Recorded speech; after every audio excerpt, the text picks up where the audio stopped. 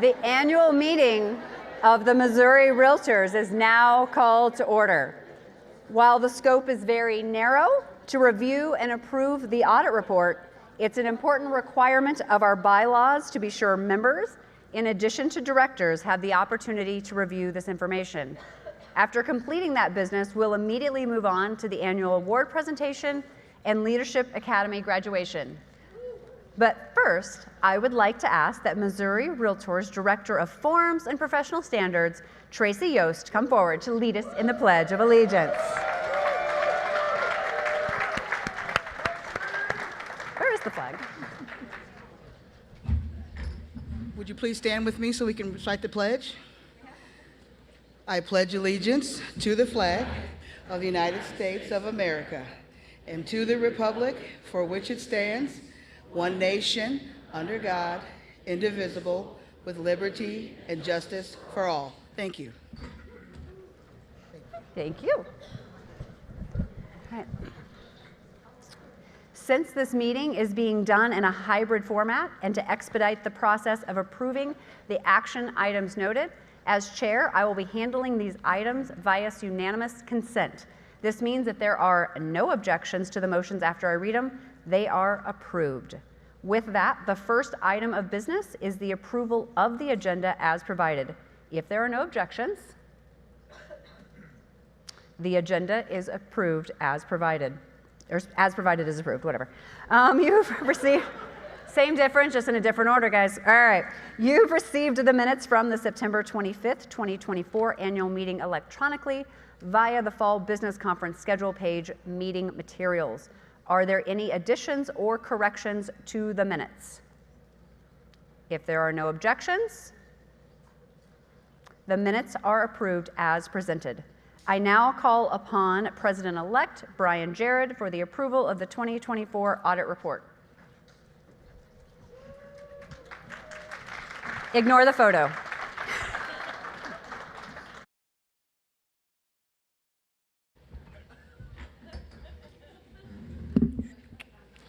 Thank you. The report was approved by the Board of Directors at the spring meeting, but our bylaws further require that the report be given to members at this annual meeting as well. The 2024 audit was combined to include Missouri Realtors as its affiliates, which are the Missouri Realtors Educational Foundation, the Missouri Realtors Relief Foundation, Missourians for Fair Governance, and Missourians for Fair Taxation. This was done per the recommendation of our CPA firm due to the controls and account balances the association has over each. Corti and Chitwood is our CPA firm, and we are pleased to share with that they have provided a clean opinion and know that the association is well managed and well funded. Here are a few highlights, but please note that the following slides will be specific to Missouri Realtors. All other affiliate entities are detailed within the audit report. This first slide shows our revenue, income, and assets performance since 2020.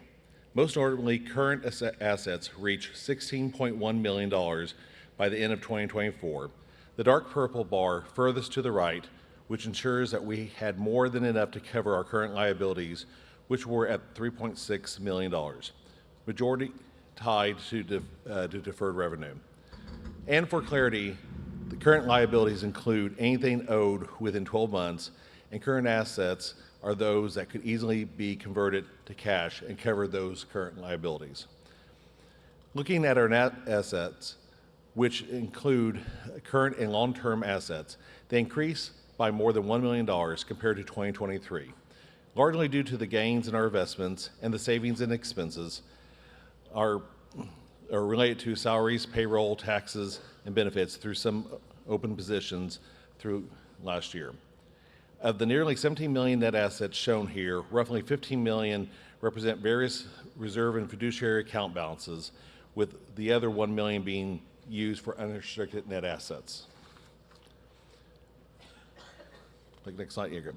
You can see those reserves here, all based on the balances of December 31st, 2024. And then let's see, next. So the auditors also commented on the strong returns that members receive during their dues investments, with 80 cents out of each dollar being spent on programming, which covers advocacy, member engagement, risk management, communications, governance, and business conferences, with just 20 cents spent on operations. This breakdown is a bit different than what you will see in the 2026 budget proposal, as staff and administrative costs are separated to understand the true cost of the operating of each program, whereas in the audit, those costs are allocated across each program. So, consistent with our prior years, our audit report was positive, with no significant deficiencies reported, nor any disagreements with management or concerns shared. Therefore, a clean audit. And so I will call back to the stage President Bobby Howell. I'm just hiding over here. Yeah, you're just hiding over there. Thank you for that report, Brian, and thank you to the Finance and Budget Committee and our staff for doing an excellent job of managing our resources and ensuring that our dues are put to the best possible use to serve our members. And now, having completed all business items on this agenda, the annual membership meeting is adjourned. That didn't sound very good. Doink. Not a lot of room to work up here. All right, and now we're going to get started with the annual awards presentations. This afternoon, we will present 7 very prestigious awards: the Richard A. Mendenhall Award, the R. Lane Morrill Award, the Bruce I. Code of Ethics Leadership Award, the Elizabeth J. Mendenhall E3 Award, and the Brady Stevens Award, in addition to the Realtor Salesperson of the Year and Realtor of the Year. I would like to invite Nate Johnson, 2023 recipient of the Richard A. Mendenhall Award, to the podium to present this year's award.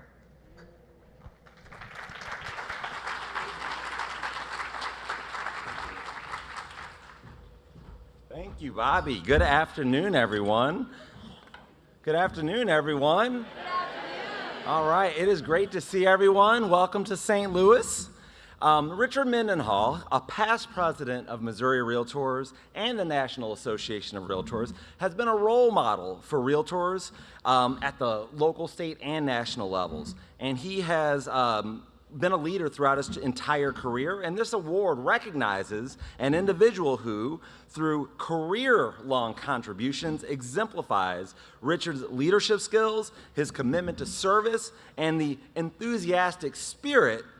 Would all past recipients of the Richard A. Mendenhall Award please stand? Let's give them a round of applause.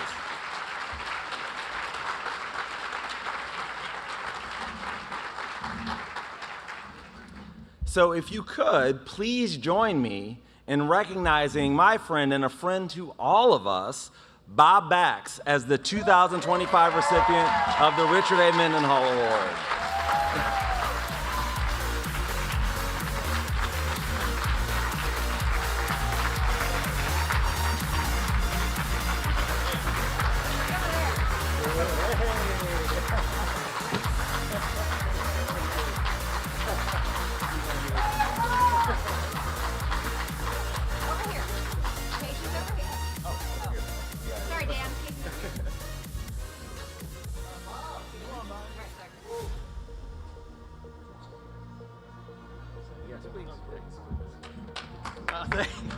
Thank you so much. This is cool, and if I could achieve 1/10 of what Richard Mendenhall has done, I'd be very happy with that. An icon, generous with his time, talents for all of us, the benefit of all of us, and I'm just honored to be considered for this.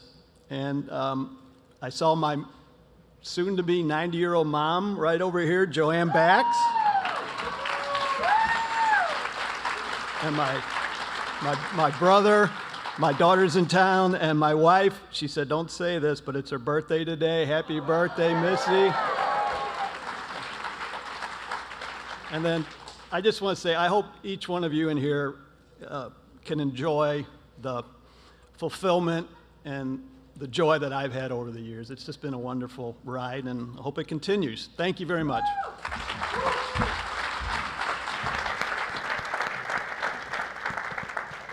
Thank you, Nate, and congratulations, Bob. I'd like to now invite Ryan Gademeyer, 2024 recipient of the Arlene Morrill Award, to the podium to make this year's presentation.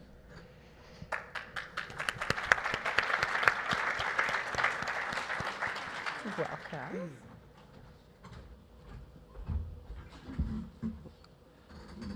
Good afternoon. Thank you. One more time. I'll be like Nate. Okay, here I am right here. Arlene Morrill, a past president of Missouri Realtors and the National Association of Realtors, was active in politics at the local, state, and national level during his entire career as a realtor. This award recognizes an individual who, through career-long political involvement, that's in the way, sorry, has significantly advanced the legislative agenda of realtors in Missouri. Would all past recipients of the Arlene Morrill Award please stand?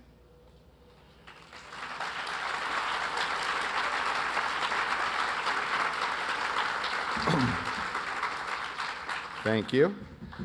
Everyone, please join me in recognizing Matt Becker as the 2025 recipient of the Arlene Morrill Award.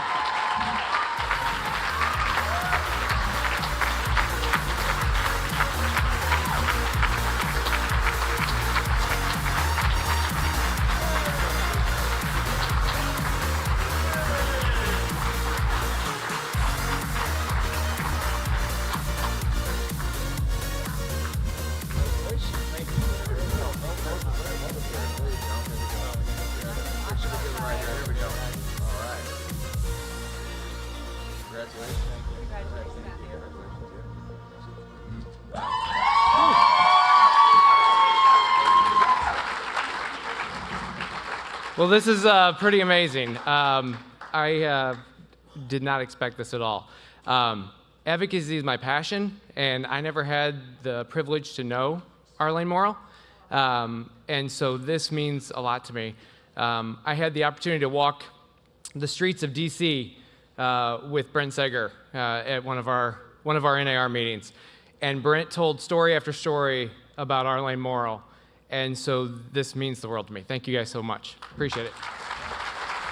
Congratulations.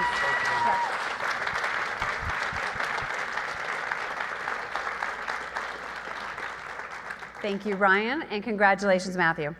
I'd like to invite this gavel to stay in its space. All right, I'd like to invite Larry Keating, 2023 recipient of the Bruce Ite Code of Ethics Leadership Award, to the podium to make this year's presentation.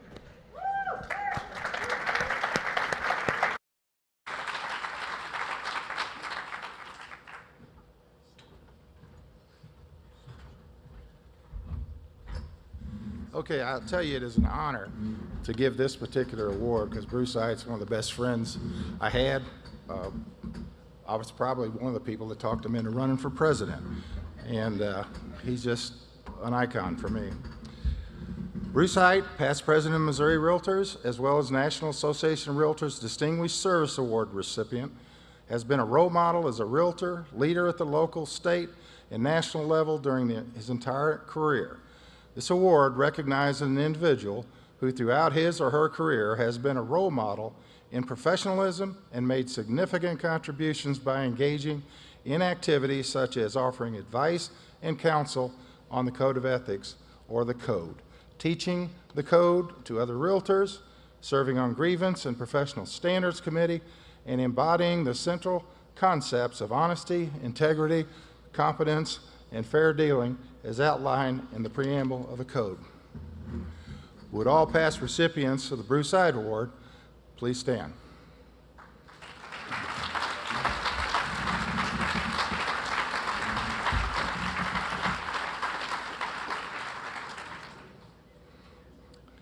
This is kind of particularly good for us because it's somebody in one of our offices.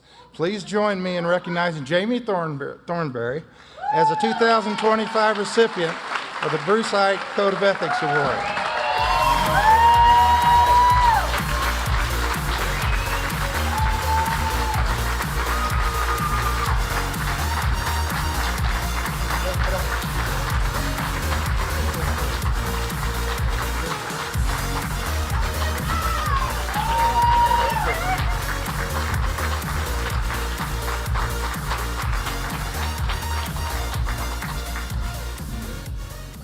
I knew something was funny when my cameras were off at home today. So, I'm proud to have great mentors, great leadership class, 2019, best class ever. Won the trivia on Monday night. So, but I thank you for having a seat at the table.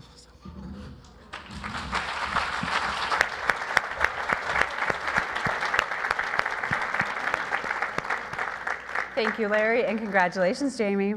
I would like to invite Forrest Stodgill, 2023 recipient of the Elizabeth J. Mendenhall E3 Award, to the podium to make this year's presentation.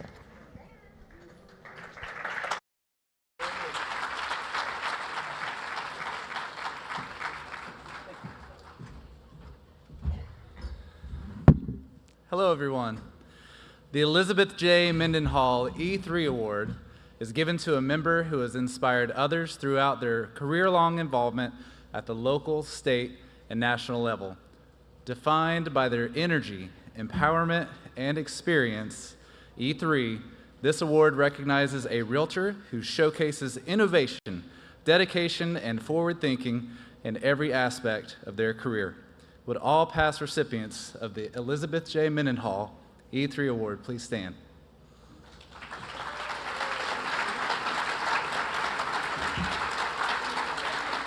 There we are. Please help me congratulate the 2025 recipient of the Elizabeth J. Mendenhall E3 Award, Jessica Hubbard.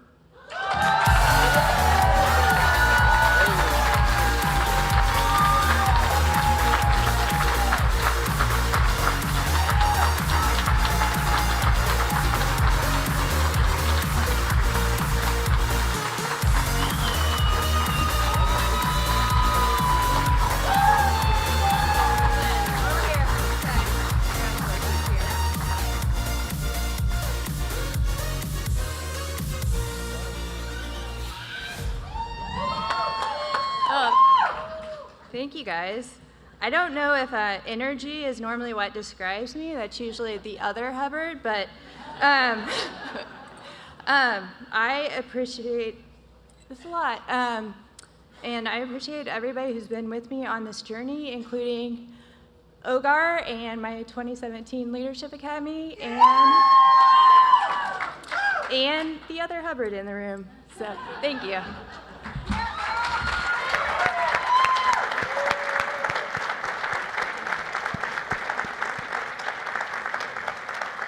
Thank you, Forrest. Congratulations, Jessica. Also, everyone, it's the Hubbard's anniversary today. Yeah! Yeah! All right, I would like to invite Denise Pittman, 2024 recipient of the Brady Stevens Award, to the podium to make this year's presentation.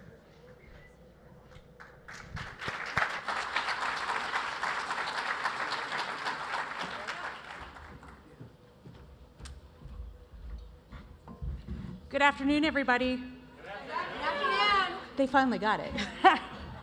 Brady Stevens, a longtime Joplin realtor and 1963 president of Missouri Realtors, led the statewide effort to develop and promote truly professional real estate education.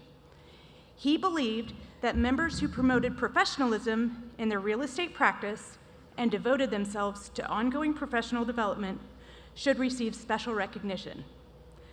This award honors graduates of the Realtor Institute who conduct their professional lives in the spirit of that tradition. Would all past recipients of the Brady Stevens Award please stand?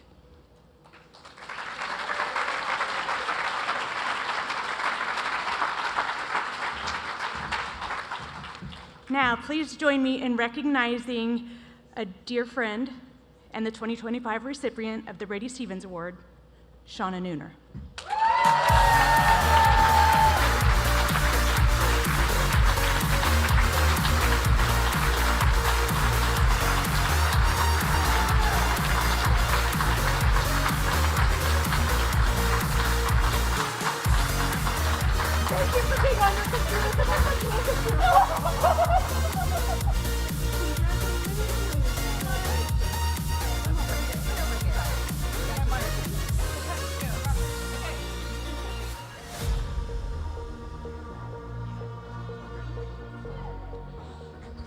Thank you guys very much, and I really want to say thank you to my leadership class of 2021 and all of the others, my board, my brokerage, everybody who's been there to support me. And I also want to give a shout out to Missouri Realtors and how they're revamping the GRI program, and encourage everyone to do that. Thank you.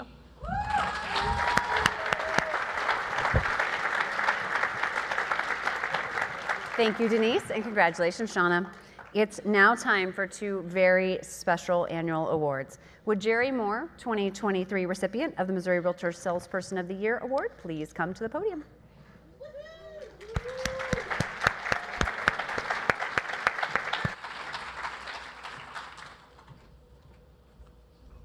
Good afternoon. Good afternoon. I love it. Good followers. On the screen, you will see the list of the past Realtor Salesperson of the Year recipients. And could all past award recipients in attendance please stand and be recognized?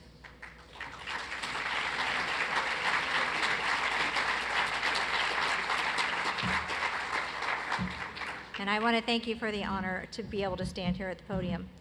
This year's recipient, many of you know, and he's been a licensed realtor for over 7 years, and has consistently demonstrated a strong commitment to both their state and their local association.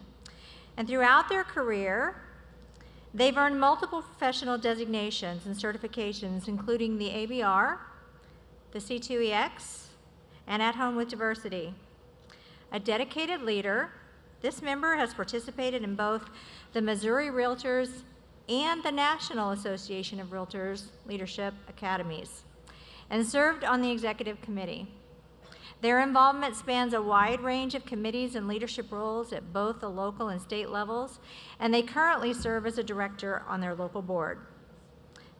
They're a familiar face at Missouri Realtors and NAR conferences and events, showing up not just to participate, but to lead, learn, and support the realtor community. The recipient of this year's Realtor Salesperson of the Year Award is Todd Henson.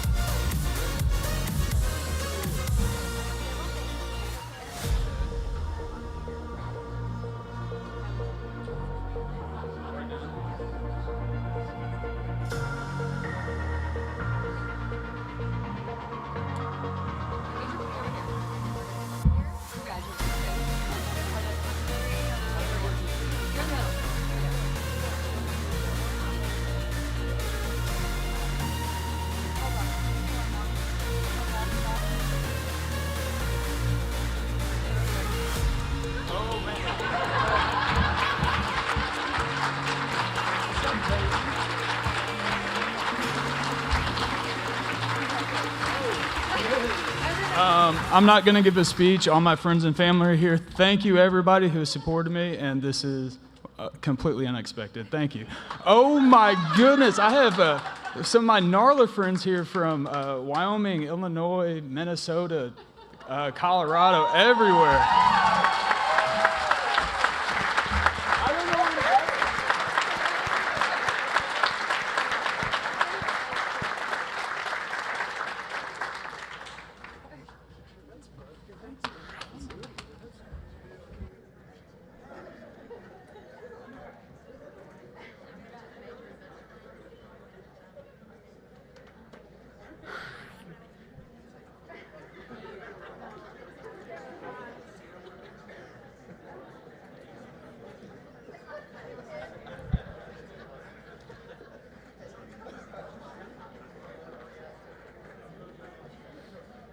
Congratulations, Todd.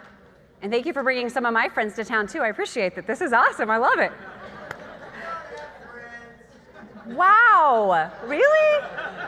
Fine. I'll remember that one. All right. Would Jennifer Langston Justice 2023 recipient of the Missouri Realtor of the Year Award please come to the podium?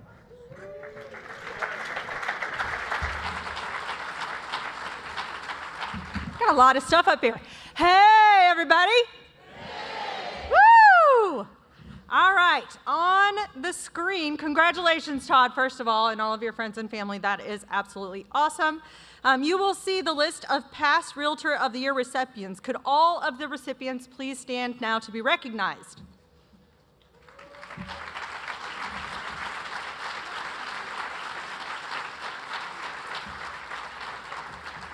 This has been so difficult for me all week to not let the cat out of the bag, because this person is so awesome, engaged in everything. This year's recipient began their real estate career in 1978 at just the age of 18. This person has spent decades championing professionalism, ethics, and education within the real estate industry. Over the years, they've served as a local board president 3 times, held many leadership roles on almost every committee, and a true pioneer in real estate technology. Am I getting warm yet? They were instrumental in introducing computerized MLS and electronic lockboxes to their local board, transforming how agents work and collaborate. Their business accomplishments reflect a deep commitment to innovation, education, and founding a global real estate school. Launching a national training platform and authoring several industry books on the national stage, they've served on numerous NAR committees, represented in over 25 countries as a speaker and liaison. They share insights and elevate the profession globally. Their dedication to real estate education has impacted thousands of professionals, earning them the DREI logo and the Gold Standard Award from REAA in 2024. Recognizing their continued excellence in professional learning, this individual's legacy is one of leadership, innovation, and unwavering dedication to raising the bar for real estate. I had the opportunity to go to this individual. We went to France, and he was our personal tour guide. So if you guys ever get the chance to go to France with this year's recipient, John Mayfield, go.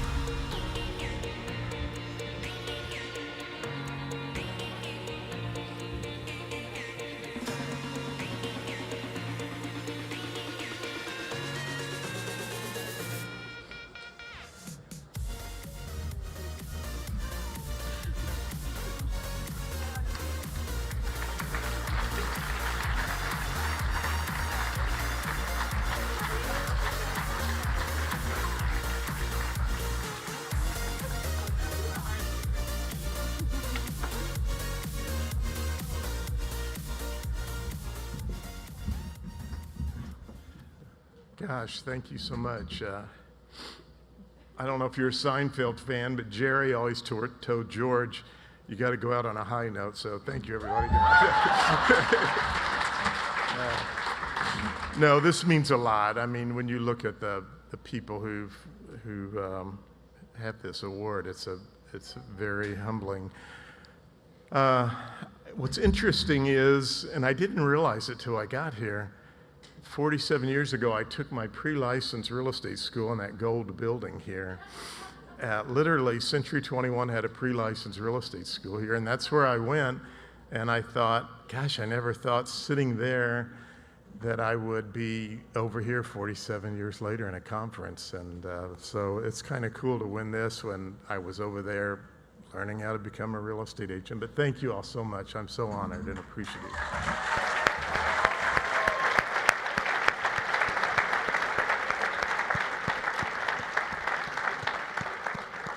Congratulations, John. I would now like to call up President-elect Brian Jarrett for recognition of some of our distinguished members.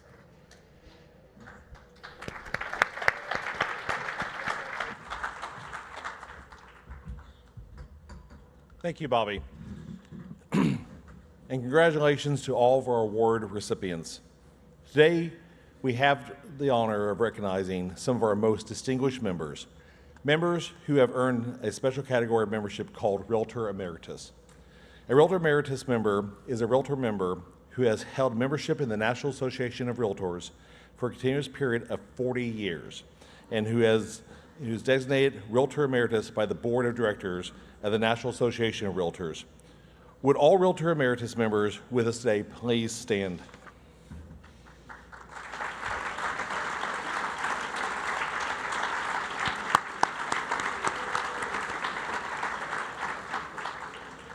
Today, we are going to recognize 5 of our members who have received this honor in the past year.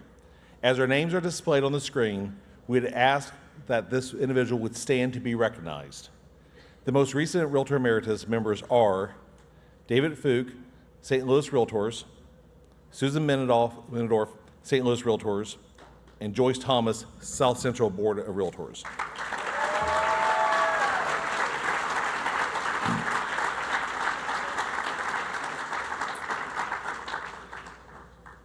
For the 2025, we have Gene McFall, Greater Springfield Board of Realtors, Edwin Turner, Northeast Central Association of Realtors. And that's it. Sorry. Missouri Realtors is proud to recognize our Realtor Emeritus member and salute you for your outstanding service to the profession and the public. Congratulations.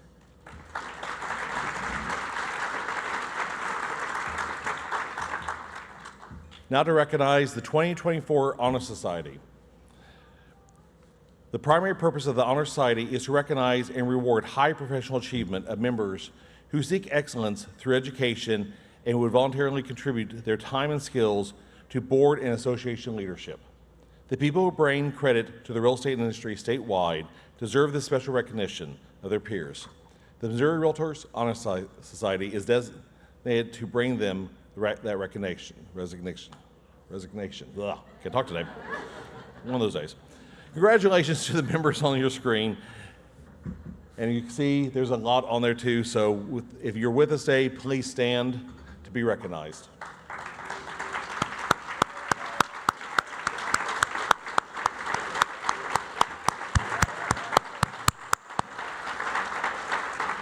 And just a quick side note on this, that is a big honor. It's in fact an involvement, commitment to this association. And if you haven't gone through it, it's worth doing it. A lot of you you get involved.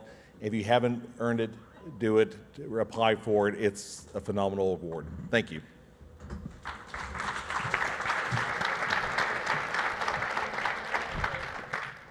Thank you, Brian, and congratulations again to all of those outstanding members. I would now like to recognize the volunteer leaders who served on our committees and output groups this year. With the following individuals, please stand to be recognized, and please hold your applause till the very end. Brian Jarrett, President-elect; Brent Sager, Treasurer; Antoine Rhodes, Treasurer-elect; Derek Schriever, Immediate Past President; and Brianna Vanstrom, CEO.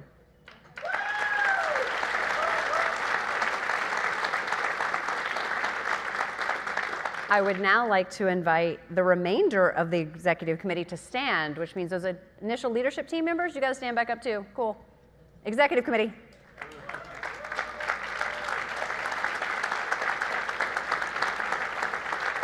You may now be seated. I would like to recognize the chair and vice chair of the Finance and Budget Committee, Brent Sager, chair, and Brian Jarrett, vice chair. You guys should stay up for a while. Just kidding. And would the entire Finance and Budget Committee please stand?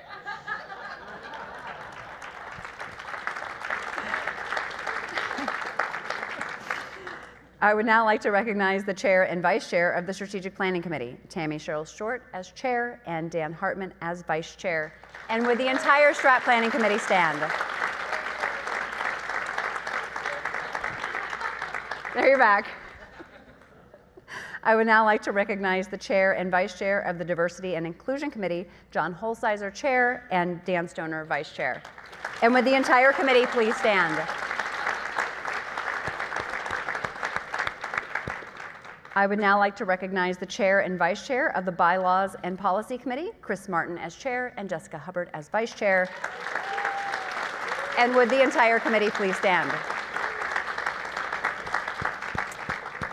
I would now like to recognize the chair and vice chair of the Advocacy Committee, Mark Levinson, chair, and Matt Becker, vice chair. Would the entire committee please stand? There's a lot of you. Yes, okay. I would now like to recognize the chair and vice chair of the Member Engagement Committee, Michael Jakes as chair and Kaylin Hubbard as vice chair. And would the entire committee please stand? I would now like to recognize the chair and vice chair of the Risk Management Committee with Jessica Brock as chair and Carol Duke as vice chair. And would the entire committee please stand?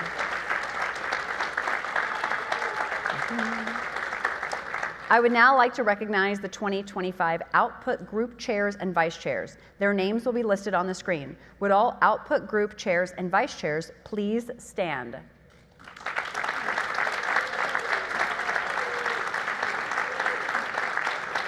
Thank you, everyone, for your service. You've been amazing this year, and I'm so very, very proud of all of you. Today, we recognize the members of the 22nd Leadership Academy class who've ended their year of leadership training, prepared and ready to serve their local and state associations. Kim Stockstill, chair of the Leadership Development Output Group, will conduct their graduations. As Kim shares a few words, I would like to ask that the 2025 Leadership Academy class begin making their way towards the stage.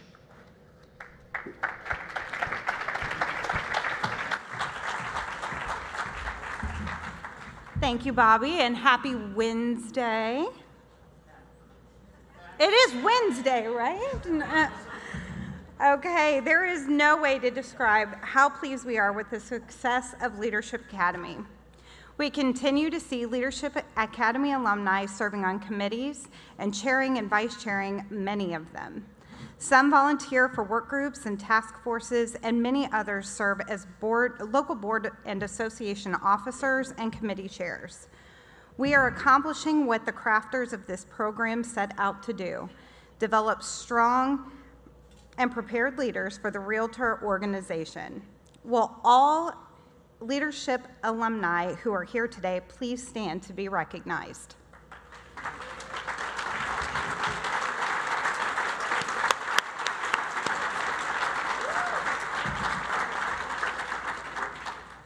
And now, to the 22nd Leadership Academy class, as I call your name and board or association, please step forward to receive your award. It's not a certificate. Oh, you're going to give a pen. Okay. Tiffany Chandler, Tri-Lakes Board of Realtors.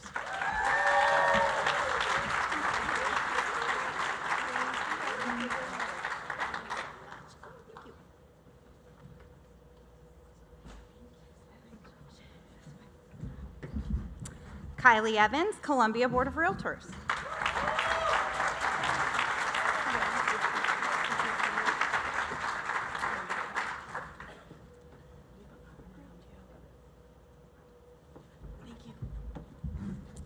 Scott Fraker, Tri-Lakes Board of Realtors.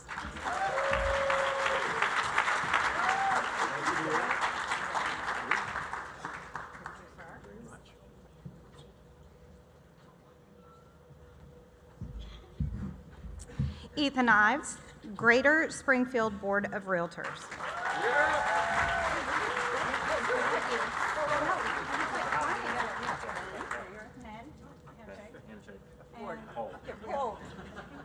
Smile. Got it. Okay. Well done. Sophia Marr, Bagnell Dam Association of Realtors.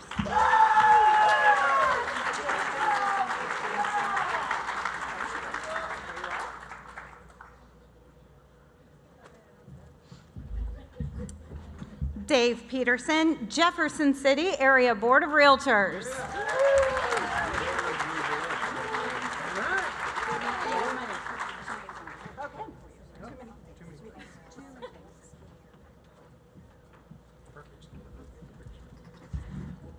Crystal Pearson, Ozark Gateway Association of Realtors.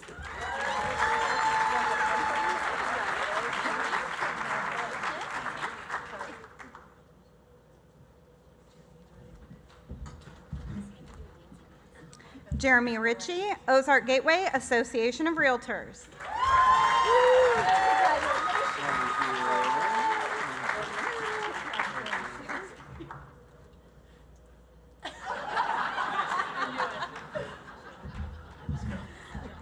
Jason Simmons, Ozark Gateway Association of Realtors.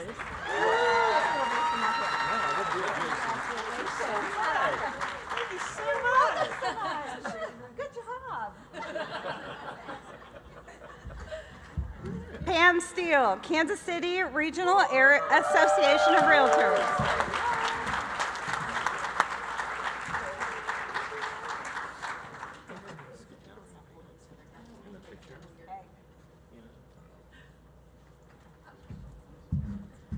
Ashley Stundebeck, Columbia Board of Realtors.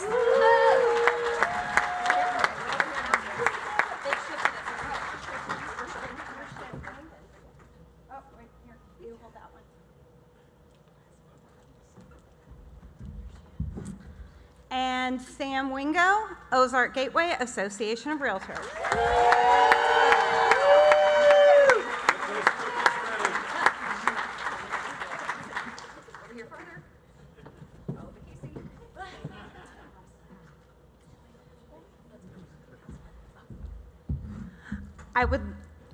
Let's give another round of applause for the graduating class of Missouri Realtors Leadership Academy.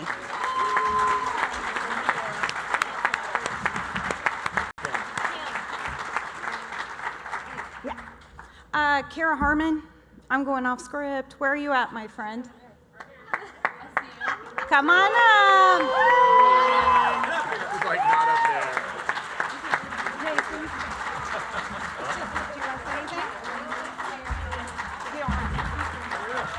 Kara's the best, isn't she? Best leader ever. Woo!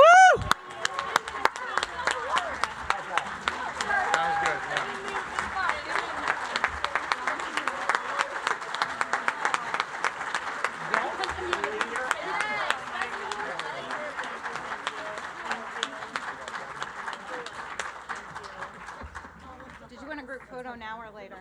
We did. Do it after?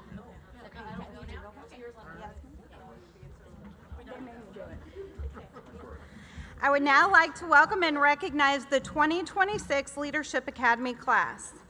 They will have their first retreat next month. Their names are on the screen. Please stand if you are here with us today.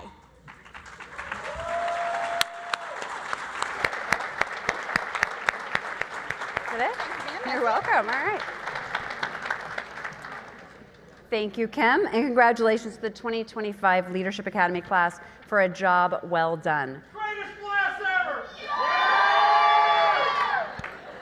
We expect really great things from you all, particularly you, Scott. All right, this concludes the 2025 Missouri Realtors Awards presentation. Please hang around for our candidate forum in this room at 4 o'clock, which is 50 seconds from now. So don't go too far.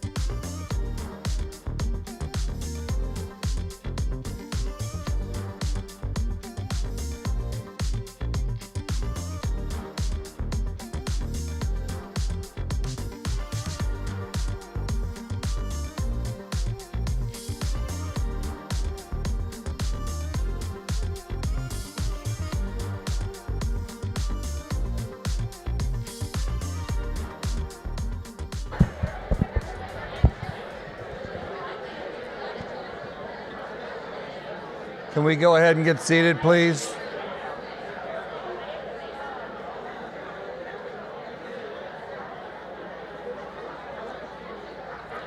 Let's get seated and we can get this candidate forum underway.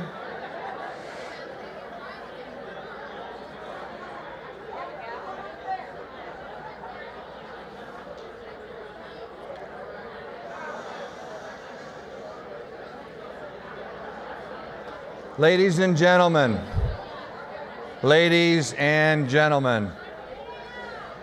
welcome. How is everybody? Hey, all right, I got your attention. Can we get seated and let's get this candidate forum underway. I'm Jim Gamble, the 2014 president of the Missouri Realtors, and I'm honored to serve as your host for today's candidate forum. The purpose of this forum is to publicly engage the candidates for Missouri Realtors leadership about their views, to educate members, and to help them reach their own informed decisions, and to promote member participation and strengthening involvement in the leadership process. This design for the forum will be fair, impartial, and clear for all involved. All board of director members will receive a ballot and are asked to vote for one candidate during tomorrow's 2027 treasurer election during the board of directors meeting. Let's meet your 2027 treasurer candidates. Would you please join me on stage as I introduce you? Matthew Becker, St. Charles Realtors. Edwina Conley, St. Louis Realtors. And Jennifer Dick, Columbia Board of Realtors.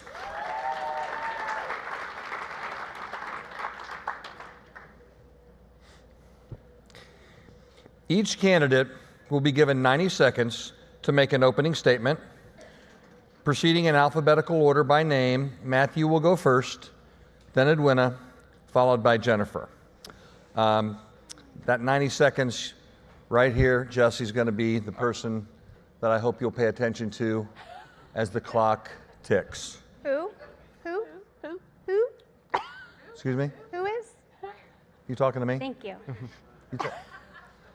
They're already taking over. Oh my God. All right. Ladies and gentlemen, Matthew, we'd like you to start with your opening statement. Perfect. Well, thank you guys so much for being here. I know we're getting towards the end of the day, so to see so many people still in the room is awesome. So my name is Matt Becker. I'm from St. Charles Realtors, and I'm asking for your vote tomorrow. I got my license in 2012 and have been a part of this industry ever since. I have fallen madly in love with this industry and the people that are in it. And that's why I'm running. I'm running because of you guys. It's because of the relationships that I've made. It's because of what we do day in and day out. This industry has given me more in life than I could have ever possibly imagined. And that's not just on the financial side of things and the business opportunities. That's all of you. Most of you in this room are like family. And what we do as an industry is absolutely amazing. And I want to be part of that team that continues to lift us up and make us better. And Missouri Realtors is definitely one of the best. So I'm excited to be a part of that team. Thank you, Matthew.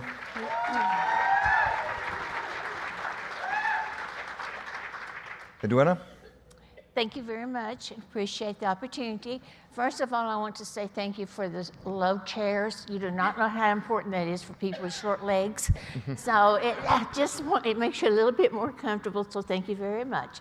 But I wanted to tell you that I want to be your advocate. I want to be able to speak for you and for you and to push forward what you want to do as realtors. I am so proud to be a Missouri Realtor. I love this business. If I hadn't loved it so much, I wouldn't still be here after a few years. And because of that, and because of being involved for a few years, I have had leadership opportunities, and I have also had opportunities, excuse me, to build resources that would help each one of you. It was so exciting today to feel the energy in this room from all the awards and everything that everyone has accomplished. And the leadership team, when they go up, we know that there's going to be the new leaders of our association. But just always remember that all of you are leaders. Every one of you has a part to be a leader as a realtor in your community, in your family, whatever you choose to be. But we all are leaders, and we need to take that responsibility seriously. And I want to help you to reach your goals, to reach your priorities, and know that you're always valued. Thank you, Edwina. Jennifer? My name's Jennifer Dick. I'm from the Columbia Board of Realtors. I've been licensed since 2012 as well, and started getting involved right away, attending conferences and different events. I really got involved with Women's Council of Realtors leadership when I was invited to join the leadership team of my local chapter. And so that brought me into the state level, and I met, all of you, and we started working together, and you've seen me throughout many committees and task forces, and it has just been an amazing part of my life. I feel at home amongst all of you, and it's just been amazing. So I am running because I believe in the membership. The professionalism of our organization is extremely important to me. I can't really say anything more right now. It's just important to me to have the diversity of many different perspectives at the table, and I feel that I always bring a different perspective that opens up the conversation for more people and ways for us to connect. So the professionalism and the membership is my driving force of asking for your vote tomorrow to be on the Missouri Realtors leadership team. Thank you. Thank you, Jennifer. We now have predetermined questions that I will ask each candidate to respond to. Each candidate will have 60 seconds to comment or respond. Matthew, you'll respond first to the first question, followed by Edwina, and then Jennifer. Matt, realtors come with a wide range of backgrounds, experiences, and career stages. You are asking to represent us. If I was a new agent, a new realtor, what would you do for me as a member of the leadership team? I love new agents. New agents are the best part of this industry, I think, sometimes. And the biggest thing, I think, is to make sure that those agents know that they're welcome at events like this. I waited way too long to get involved. And the broker that hired me, he's actually here today, he surprised me. When he interviewed me, I told him I didn't want to be involved in anything. I had a full-time day job. This was just going to be a side gig. I'm not going to go to any association events. I'm not going to do anything. And that was the worst mistake I made.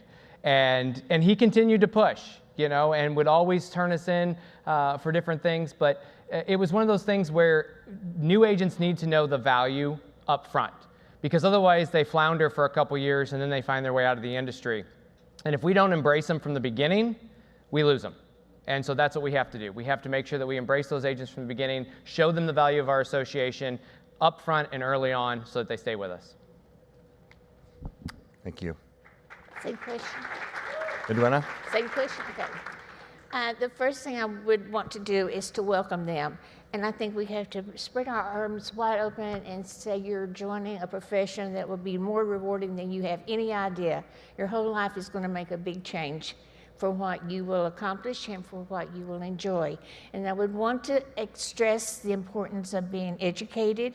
The better educated you are, the better member, more agent you would be. And I would want to give them the gift of confidence, because when you become confident in what you're doing, then you will be able to go forward and reach your goals. I don't know what your goal is, but whatever your goal is, I would want to help you to succeed to that. And therefore, I would like for our association to provide all of those services and opportunities so every new agent feels welcomed.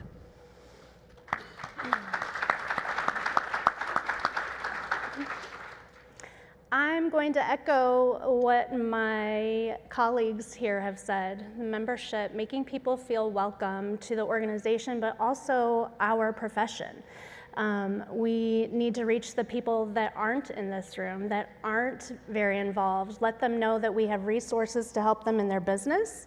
Let them know that they have a community here with Missouri Realtors that's here to support them in their profession and to move forward in a positive and progressive and professional manner.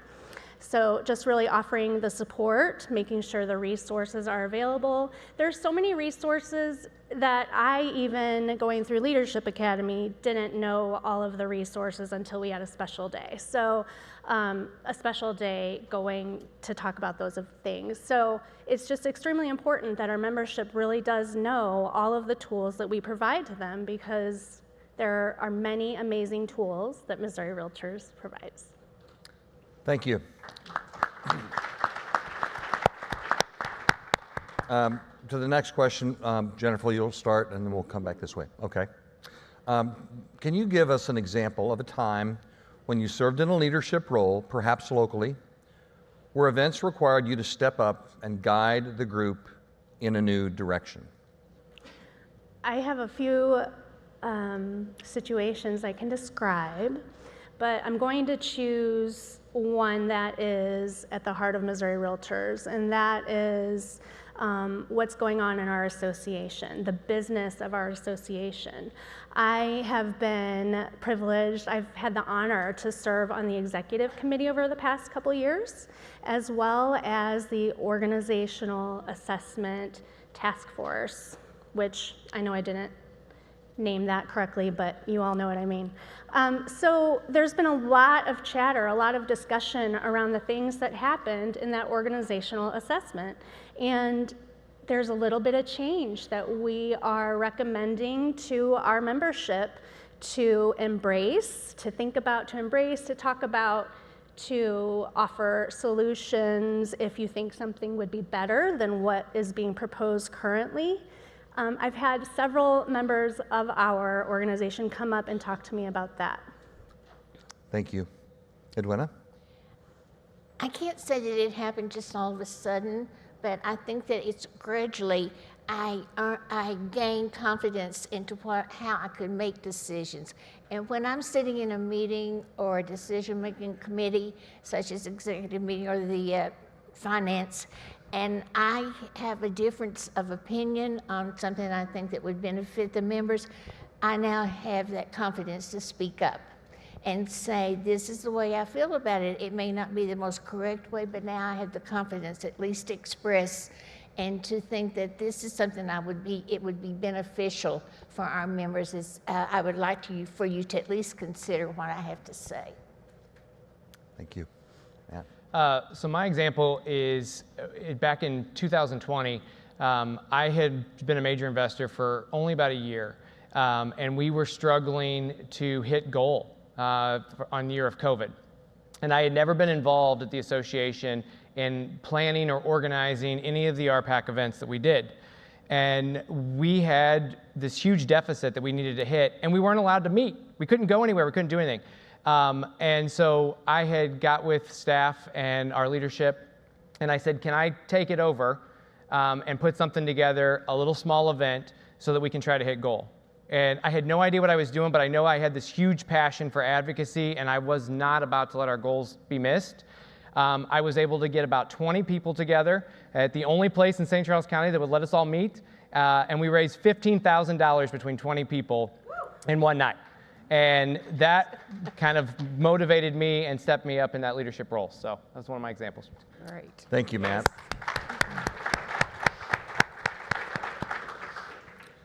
The next question will be answered by Edwina first, and then Matt, and then Jennifer.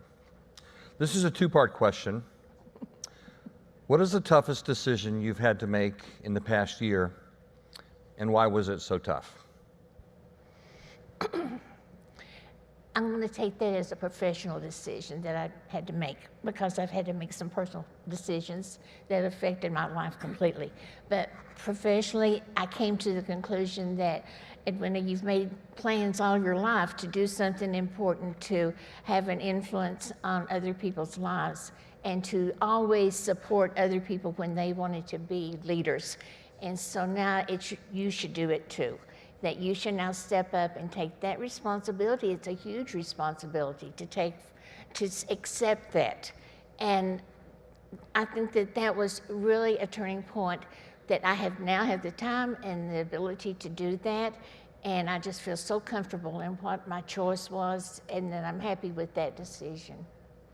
What was the second part? I'm sorry. Why was it so tough? Why was it so tough? Because it didn't affect only Edwina, it affected 25,000 people. And that to me is really important. And I think that decision was extremely important. That was the hardest part. Thank you. Mm-hmm. Matt? Yeah, I think the decision to run was probably the most difficult decision that I had to do this year. You know, it's definitely something that I wanted to do for a long time, but the time has to be right. I had to get the right people in place at my brokerage. I had to make sure that I had the right staffing set up so that when I was out and had the time to spend with 25,000 realtors, that I had someone back at home that was taking care of the business. And so those strategic pieces had to be in place, finding the right people, making sure that my staff was on board with it, and my family. That is the biggest thing. This takes a lot of time. And I talked to my kids, I talked to my family a lot about what this would entail. And they added up the years and how old I would be by the time it was done, so that was fun.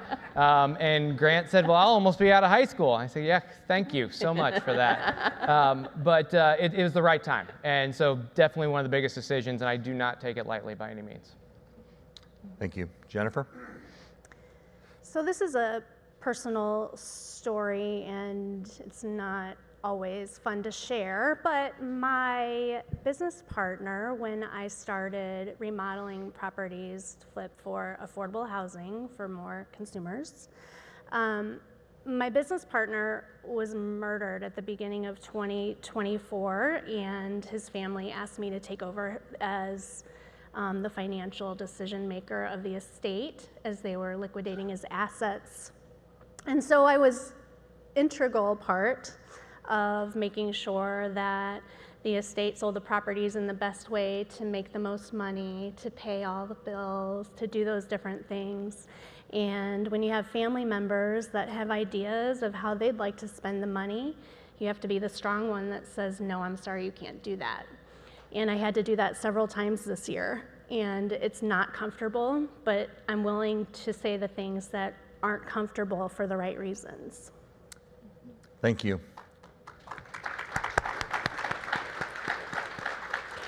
The next question will be answered first by Matt, then Jennifer, and then Edwina. As a state association, I think you will agree that we have really embraced emerging issues over the past few years. Is there an issue or trend on the horizon that you think our members and conference attendees need to hear more about? Yeah, I don't think it's on the horizon. I think it's the forefront, and that's broker engagement. The reason why most of us are here is because we had somebody in our lives that told us to show up, step up, and be here, and got us involved. And a lot of us, that was our brokers. The broker that hired me is one of my biggest heroes, and he's the reason why I wanted to do better in this industry. Most of the agents that work for us, they look to us as their brokers, as their mentors, and if I say, show up to an event, they show up. If I say, don't worry about that association event, they don't go. So broker engagement by far is where we have to spend our time and money, and that's what NAR is doing, that's what Missouri's doing, and we have to continue to double down on that. I was highly impressed to receive a call from NAR that said, hey, we want to come meet with you and your brokerage to see what we can do better for you. We've got to do more of that. We have to be more involved in every brokerage from big to small. Thank you. Jennifer? Is it my turn? Jennifer? I would say that membership engagement is the focus, making sure that our membership knows that we are here to help support their business. So I think that at the National Association, that really needs to be a focus as well. I think a lot of our membership has felt abandoned, not comfortable with how all the legal proceedings have gone over the past few years, and the the final decision and how that played out, I think a lot of people kind of felt like the wind's been taken out of their sails. So I want that connection to get stronger, so that our membership knows that they do have the support and the tools available to them at the national as well as the state level. That's extremely important. And so just growing and strengthening that relationship, maintaining our relationship at the center of that as Missouri Realtors with our membership is also important. Thank you. Edwina? I think one of the biggest decisions that we can make, and this is on all levels, the local, the state, and the national level, is to elect officers that know our business, that understand our business, are ethical, and can make decisions that will benefit each one of us in all levels and all of our choices of how we want to practice. We need their protection, we need to have their support, and the other thing is that this is the one thing we don't even have to think about, because we have the most wonderful staff, and they are so dedicated to bring all of issues to us and to keep us educated, and communication is always open so that we are always aware of things that could be a change, so we'll know how to meet those changes. But I do think the election of ethical leadership and that understand our business is extremely important. Thank you. So there are many methods and forms of communication or exchange of ideas. Realtors love hall talk. How would you tap into or find out the issues being discussed in the halls? And then how would you address any misinformation being circulated or ensure ideas or legitimate concerns are addressed? Matt? Sure. I think it's our job to be engaged in some of that hall talk and make sure that we are putting the right information out there. I think also being engaged in the industry is very important. A lot of the conversations they're having, a lot of the misinformation that's out there is because they're nervous, they're scared, they hear these stories, they see these lawsuits, and they want to know how it's going to affect their business. And so that starts to generate conversation.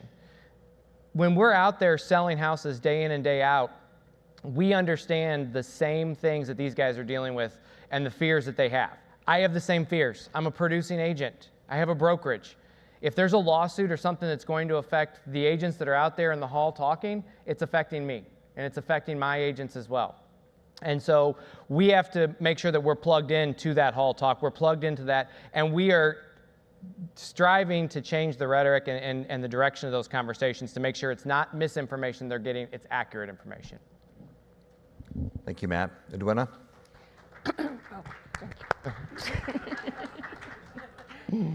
When I hear hall talk, I like to go to the source, and I also remember how important it is to listen. It may be sometimes somebody just needs to talk. Sometimes it might be an issue that's really important that would affect all of our membership in our association, and it affects them in particular. So if they do have something, it could be good stuff. It doesn't always have to be negative. But if it's something that we think that we can correct, then I would take that information with confidence and go to whoever leadership or staff, whoever it would be involved, and say, can you give me an answer to this? There's misinformation going around. We need to address it. We need to step out in front, and we need to stop it now if it's wrong. And if it's good, let's just spread it all over the place. Just tell everybody how wonderful it is. But I think that we have to have, they have to have confidence in us that they can always talk to us. Jennifer? I think hall talk happens through the entire year. And so I think it's important to stay tapped into all of our local boards and communities, what's going on, how people are feeling all year long.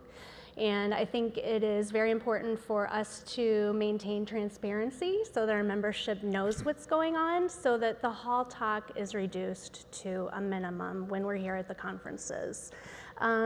we need to make sure that our chairs, vice chairs of our committees have the same talking points that the exec committee does when different things are coming out, being rolled out for our organization.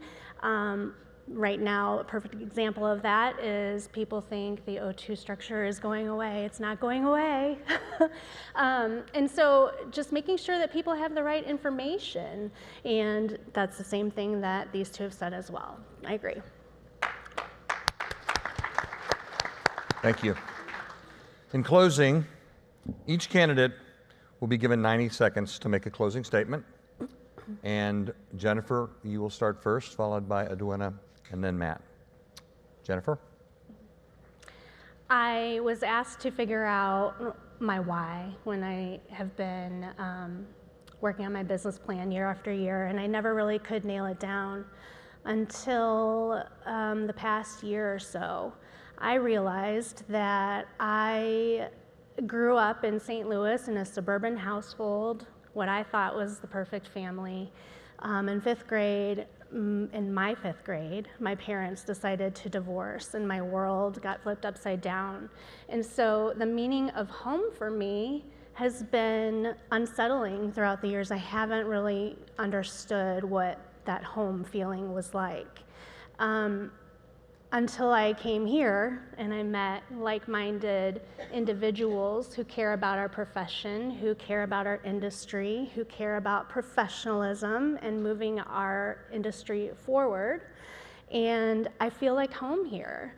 It feels like home here. And I just can't imagine working in a profession that I didn't enjoy. And if I didn't enjoy this, I wouldn't be here. If I didn't enjoy the time that I spend with all of you, I would not be here. If I didn't enjoy the things that we do in our profession to help consumers, I would not be here. That's it. I want your vote. I'm here to help and serve you.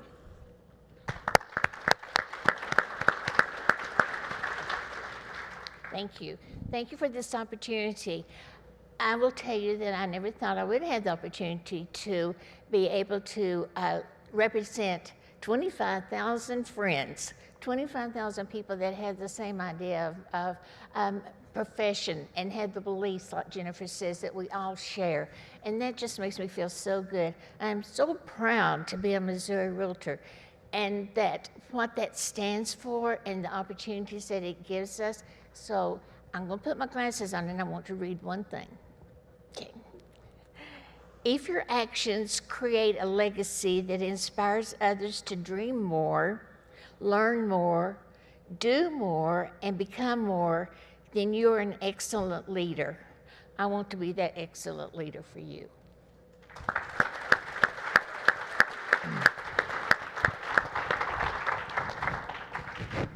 Last thing I'll say is I give 100% all the time.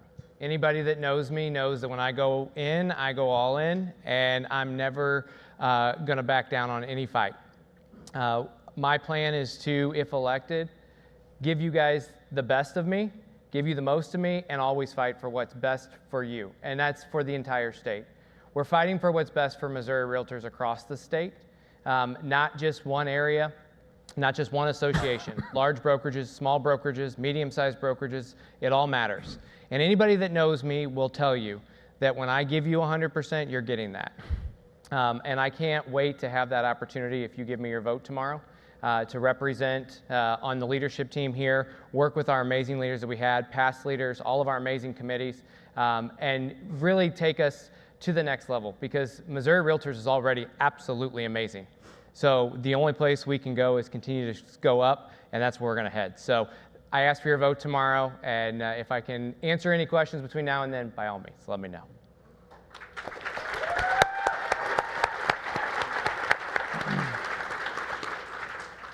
It takes a lot of courage to be up here when you look at these three candidates, and I think they're all remarkable. I hope you feel the same way, and I don't think that Missouri Realtors can lose with any one of these candidates. So with that, would you please give these three candidates a round of applause. Are we dismissed? Thank you. Oh, we are just. Okay, finally. We're off done. the Stage. Thank you, guys. Thank you, sir. You bet.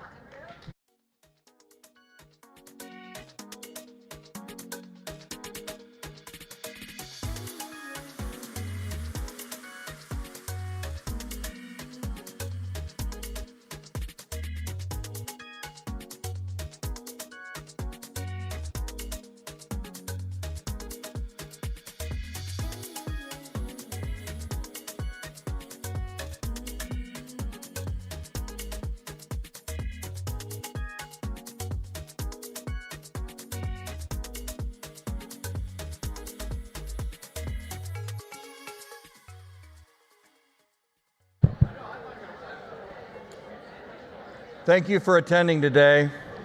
Hey, please hang around for the Emerging Issues Forum that we all love that starts at 4:45. We'll see you back here at 4:45. Thank you all.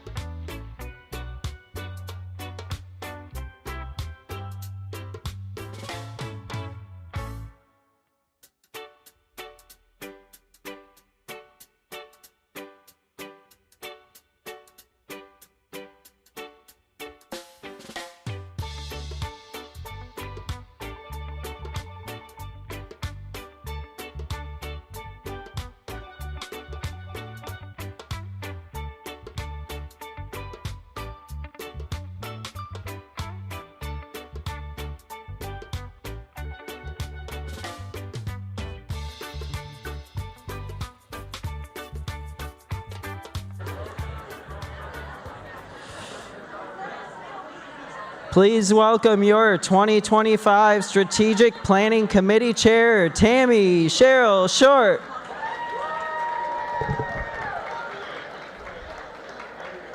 Thank you all for being here today.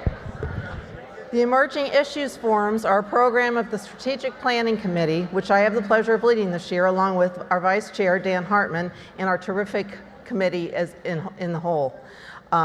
As you know, the legal landscape surrounding real estate is rapidly evolving, and it's essential for realtors to stay informed and prepared.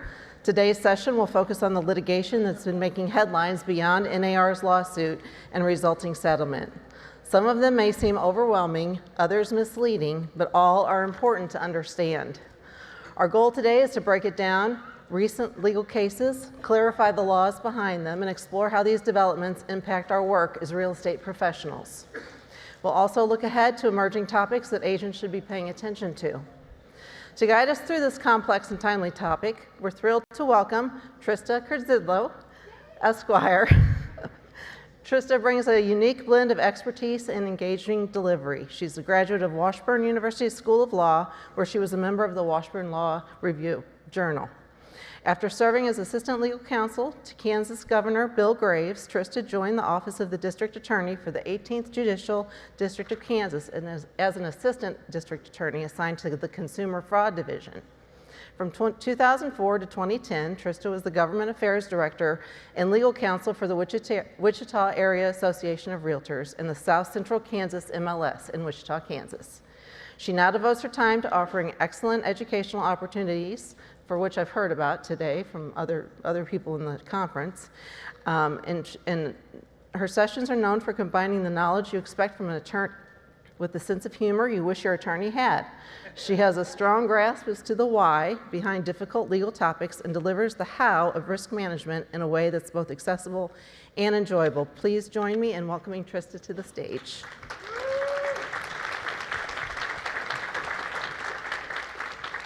Take it away. Thank you. Good afternoon. The staff was so worried and they kept asking me if I would be okay with the stage with my boot. And I was like, yeah, how else will they see how cute my other shoe is? And that's awesome. So as she said, I'm Trista Kurzidlo, and I am, much to the embarrassment and chagrin of my parents, an attorney. Let me.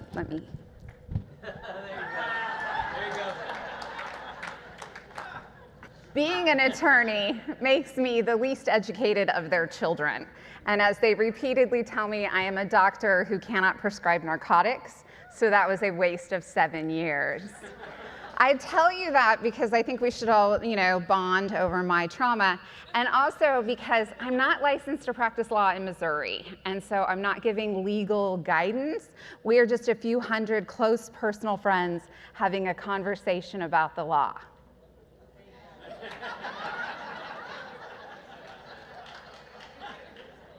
Okay, it might be a while, but usually somebody winks back, it's a whole, all right. So when I started thinking about what I wanted to talk about for emerging issues, what really came to mind went a little bit beyond litigation, and it was actually the results of litigation. And so I did a little what I would call crystal ball gazing. Where do I think we are headed? And for me, it starts with Chevron deference, and then changes that will happen in the Trump administration when it comes to the enforcement of the laws that regulate your industry. And then antitrust is not over. And being in Missouri, I kind of feel like you're the center of the antitrust universe, and you are probably sick and tired of it. But yeah, it's not over. There's so much more to come. So let's get started with Chevron deference.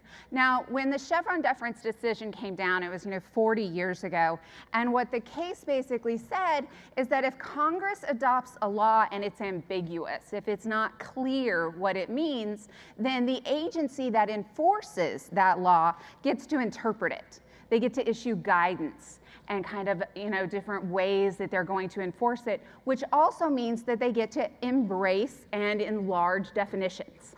Now, the Chevron deference, when that went into place, for 40 years we've relied on that. And then in 2024, a really interesting case was decided, and a lot of people ignored it because it's about fishermen and it's not very sexy. Because the other cases that were coming out of the Supremes at the time dealt with things like guns and different constitutional freedoms, and somehow fishermen just got passed over. But this is the one that's going to impact you the most. So what happened is some Atlantic fishermen claimed that the National Marine Fisheries Services, now the NMFS have a rule on how you regulate fishermen, and one of those rules required that the fishermen had to pay to have the enforcement officer on their boat. And the response from the fishermen was, we shouldn't have to pay to have your guy on our boat telling us what to do. You've overreached what the law was meant to do. And so they sue. And the original court says, Chevron deference. If the NFMS says you're paying for the guy on the boat, you're paying for the guy on the boat. But then we go to the appellate court who affirms it, and then it goes to the Supremes. And the Supremes issue this opinion in June of 2024, and they say no. The court interprets law. Agencies enforce it. And we're going to interpret it. And so what we take away from that, with the Chevron deference being completely overturned, is we look at what rules, what guidelines have we received from agencies like HUD, who enforce the laws that regulate our industry, that might now be subject to litigation, where HUD's not going to be able to say, we get to define ambiguous terms. And now we're going to have the court say, we define those terms. So I think the big four that we really need to watch out for are going to start with this one. And it is by far the one that I have, other than weed, which Bobby Howe will tell you I answer a lot of questions about. This is the one that I get the most questions about, and it's support versus service animals. And in 2020, FHEO 2020-01 was dropped by HUD, and it clarifies when a support animal is to be allowed in a property as opposed to a service animal. And it defines those two terms. I think this is going to be a source of litigation in the coming years. And then in 2016, we had Reducing Racial Disparities in Housing Opportunities statement that was issued by HUD. For those of you who are property managers again, you probably remember this one because it impacted how and when you would conduct criminal background checks on potential tenants. And I think we'll see litigation on this one. And then in 2016, we also had the Limited English Proficiency Statement. And the Limited English Proficiency Statement is where HUD said, okay, we think there's enough of a connection when it comes to national origin and having limited English that not being able to speak English would fall under protection. And then it became one of our protected bases, or fell into one of our protected bases. I think we'll see issues with this one as well under the current administration. And then this is the big one, the 2012 Equal Access Rule. Now the 2012, I'm just going to tell you what it does and why we've got it. So this is when we're going to talk about sex. Now, in 1968, when the Fair Housing Act was adopted, it had 4 protected bases, something about me that was protected. And they included race, color, religion, and national origin. Then in 1974, sex was added as a protected basis. Now, 1974, sex not as interesting as it is in 2025. And when Congress adopted this, they were referring to, is an individual male or female, as indicated on their birth certificate by the doctor who delivered them. That's what 1974 sex was. And then in 2012, the Equal Access to Housing and HUD programs, regardless of sexual orientation or gender identity rule, was dropped. So a lot of folks will call this the Equal Access Rule. For a while, it was the Lesbian, Gay, Bisexual, Transgender, Queer Questioning, Intersex, and Ally Equal Access Rule, which takes up a lot of space in someone's mouth when they say that. So we're just going to call it the Equal Access Rule. And the equal access rule said, okay, if we have a housing program that is administered by HUD, so we have housing assistance and it's administered by HUD, or if we have a mortgage that's insured by the Federal Housing Administration, then service has to be provided without regard to marital status, sexual orientation, or gender identity. So when we have FHA insured mortgage, or we have a HUD program, we put a little asterisk and we say we've also got these 3 protected bases. And they also included in that equal access rule the nonconformance with gender stereotypes, which expanded this role even further. So when we look at what the equal access rule did, is it adds our 4 new protected bases. Now 2 of those exist within Article 10 of the National Association of Realtors Code of Ethics. So you're used to seeing the sexual orientation and gender identity that applies to you. But the 4 protected bases that HUD expanded this to not only are impacted because of Chevron deference and the Loper-Bright case, but they're also impacted by 2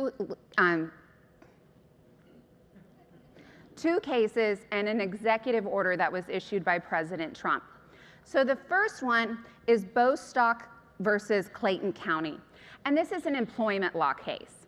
And they look at the Civil Rights Act of 1964 under Title VII, and the court says, we are going to include sexual orientation and gender identity within the definition of sex under this Civil Rights Act.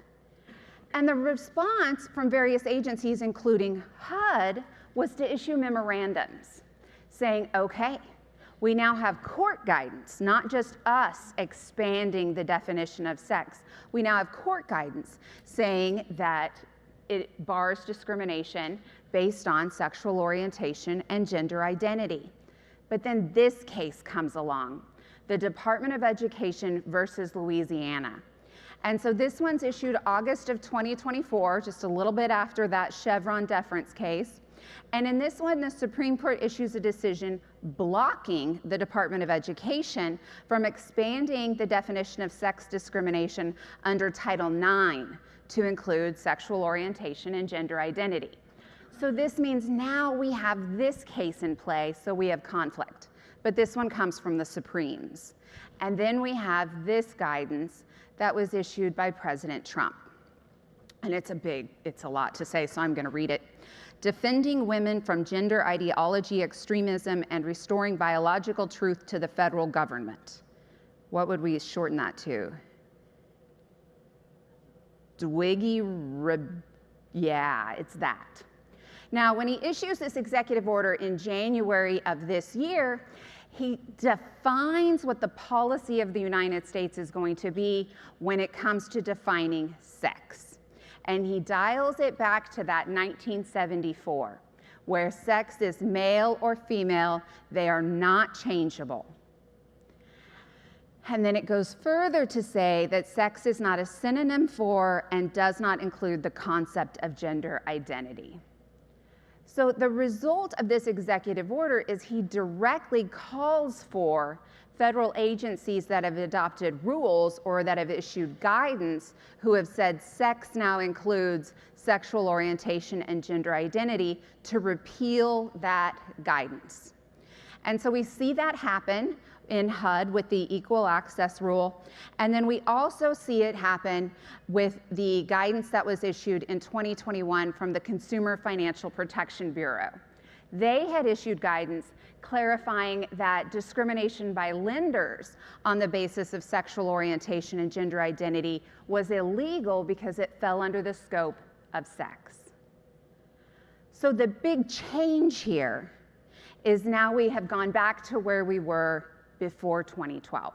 We're back at where we started in 1974. But it also means that the Code of Ethics and our federal law aren't matching anymore. And so we now look at Article 10, that's the guidance that realtors should follow moving forward. Does that make sense? Why that's a shift for y'all? Okay. Now, what else does the Consumer Financial Protection Bureau enforce? It's a big one. Okay, let's talk about the CFPB a little bit. So in February of this year, the acting director and the CFPB still has no final director sent an email to all of their employees saying, don't come to work because we're not working. And he also posted on X that pursuant to the Consumer Financial Protection Act, I have notified the Federal Reserve that the CFPB will not be taking its next draw of unappropriated funding because it is not reasonably necessary to carry out its duties. So we see a CFPB now that is saying no to funding and is decreasing its enforcement efforts. So immediately following this, I was at a meeting with a bunch of agents, and one of them said, well, the good thing is we don't have to worry about RESPA anymore. No, that's not how it works, everybody. It's just not. When you look at the history of the CFPB, they've enforced RESPA since 2011, and repeatedly directors of the CFPB have called on state attorneys general and state insurance commissioners and said, you can enforce RESPA, and you should when you see violations in your state. So we will see a decrease in CFPB enforcement, but I think we're also going to see an increase in state enforcement of RESPA violations. So do not run out and start violating the law, because I watched y'all walk in here and none of you will flourish in prison, especially not in that jacket, all right? You look good in orange, but not that good, my friend, all right? Civil litigation is also available. And I want to point that out because what other federal laws have we dealt with regularly of late where we have seen that civil litigation come into play? Antitrust, right? It's been one of the major issues that you have had to deal with. And so when we talk about antitrust, and I think most of you will probably say you are antitrusted out, but I want us to look at where antitrust litigation is going, because it is a changing trend. And so when we look at antitrust in real estate, we have to, regulators mount up. Who are we dealing with? And we have the Sherman Act, we have the Clayton Act, and we have the Federal Trade Commission Act. Now, the FTC Act is one that we really haven't heard a lot about, but we should look at, because it is presumed that if we have a violation of the Sherman Act, we also have a violation of the Federal Trade Commission Act. So now we really have two barrels that can be pointed at you, right? Two barrels in the gun. And I want us to look at the Sherman Act in particular to see about potential violations. And so the Sherman Act reads, every contract, combination in the form of trust or otherwise, or conspiracy in restraint of trade or commerce among the several states or with foreign nations is declared to be illegal. Now, how many of you read that whole paragraph and you're like, I get it. I know exactly what that means? How many of you are like, I have no idea how we could possibly have violated anything that says conspiracy so many times, as well as talking about a conspiracy for restraint of trade among states? It's confusing language. But when we break down what the Sherman Act really means and who enforces it, it starts to make a lot more sense. So enforcement comes from the Department of Justice Antitrust Division. Now, state attorneys general can also bring federal antitrust suits on behalf of their residents, and then private parties can bring those suits as well. Now, why do we talk so much about this? Because we have criminal penalties. Again, that's prison time. Fines of not more than $1 million, imprisonment of up to 10 years, with corporations facing fines of not more than $100 million. Man, that one's squeaky. I gotta stay clear of that. The volume of commerce drives the sentence for both. Restitution can be paid to identified victims. And then we also have those civil litigation claims that result in treble damages, which is 3 times the demonstrated damages. Now, I want to break this down a little further because this is where some people kind of run into the weeds, if you will. So we have our big three, and they're price fixing, bid rigging, and market allocation. And we call them the big three because it's a different standard that has to be proven if you're alleged to have violated the Antitrust Act. And those fall under what we call a per se. Now, historically, per se standing was only held by governmental entities. But in our most recent rounds of litigation, we saw per se applied when we had litigation brought by a private party. Now, when we have a per se case that's brought and that per se standard, the standard that has to be proven by the party bringing the case is dropped down, and I don't have to prove, if I bring that case, that the agreement was successful, that it resulted in any damage or any harm. You can be found guilty even if the conduct was not unreasonable and lacked economic jurisdiction. All that has to be proven is that you met 5 different standards, but those standards didn't actually have to result in any harm. Now, when we look at those standards and what constitutes a violation, we have agreements to charge the same price or to raise prices together, to add fees or surcharges, to eliminate discounts or have uniform discounts, to establish minimum prices, and this is the ouch, to establish a standard pricing formula. And we're gonna come back to that one. And then to coordinate and not compete on other commercial terms. So what I have to prove, the 4 elements of the violation, is that the charged conspiracy was knowingly formed and was in existence at or about the time alleged, that the defendant knowingly joined the charged conspiracy or intended to agree, and that's the big part right there, intended to agree. The charged conspiracy either substantially affected interstate or foreign commerce or occurred within the flow of commerce. Now, every time I talk about antitrust, somebody will say, Trista, real estate doesn't move. Like, you can't load up a plot of land and take it across state lines. And that's what interstate commerce is. But when we look at your actual business models, what constitutes interstate commerce, I gotta ask a few questions. How many of you have a Facebook page where you advertise your business? Interstate commerce. How many of you have your own website? Interstate commerce. How many of you have ever worked with a client who was moving into Missouri from another state? Interstate commerce. How many of you have ever worked with a buyer whose mortgage was with a bank that was out of state or had out of state locations? That's interstate commerce. All of your transactions fall within the scope of interstate commerce, even though your business is very local. And then we have our statute of limitations.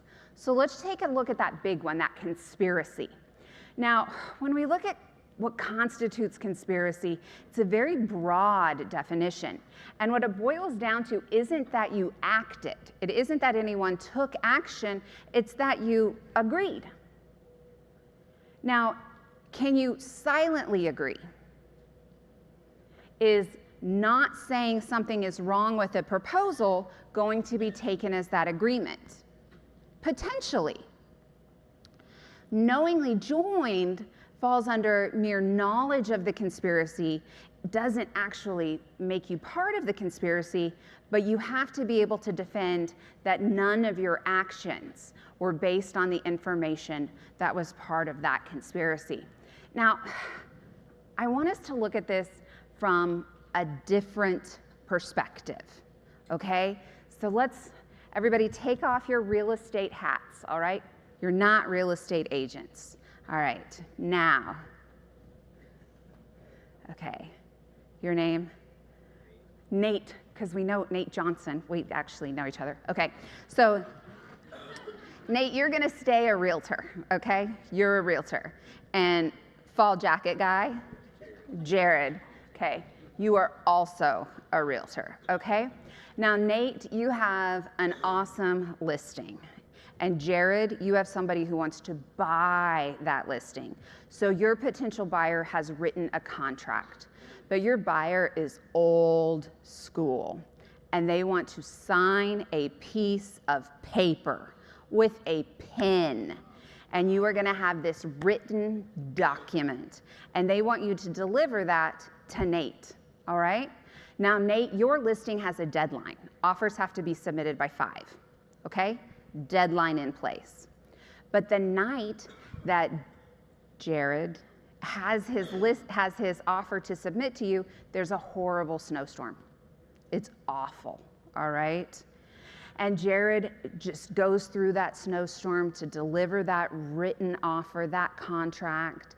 And you, Nate, have failed to have your parking lot snow removed. It hasn't been plowed. And Jared, you fall delivering that contract because you worked that hard for your client. And you fall and you hurt yourself. What do? It's America. What do?